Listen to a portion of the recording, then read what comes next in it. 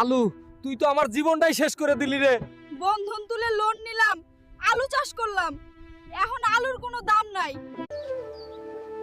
এই আলু ক্ষেতটাই তো আমাদের সব আশা ছিল রে।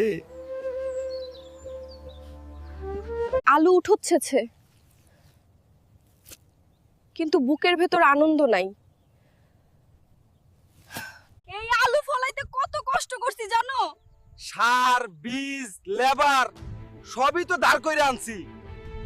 আর বাজারে নিয়ে গেলে কয় 8 টাকা, 8 টাকা, 10 টাকা। এই দামে আলু বেচলে আমরা খাইবো কি?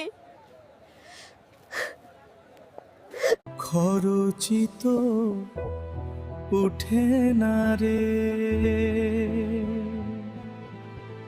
এত কষ্টের ফল এইটাই নাকি? এই ক্ষেত দেখেই তো সারা বছর বাঁচার স্বপ্ন দেখছিলাম। আলু আছে, কিন্তু দামের কোনো দাম নাই টিসিসটিভি। আমরা কি দেশের মানুষ না? সরকার কি আমাদের দিক থেকে মুখ ফিরাইছে?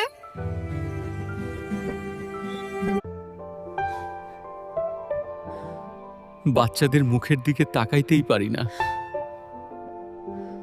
এই আলুই তো আমাদের সংসার চালাইতো।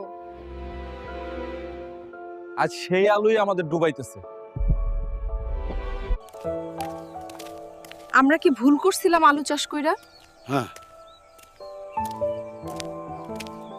কৃষক বাঁচলে তবেই দেশ বাঁচে।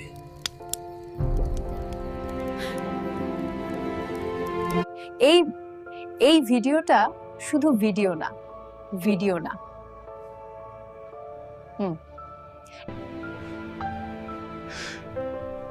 এইটা আমাদের বুক ফাটা কষ্ট। যদি বুঝে থাকো, এই ভিডিওটা শেয়ার করো, আমাদের কথা সবাই জানুক। এই হাত দিয়ে আলু ফলাইছি, এই হাতই আজ খালি খালি। এত আলু ঘরে, কিন্তু মনে শান্তি নাই। বাজারে দালাল হাসে আর কৃষক কান্না করে।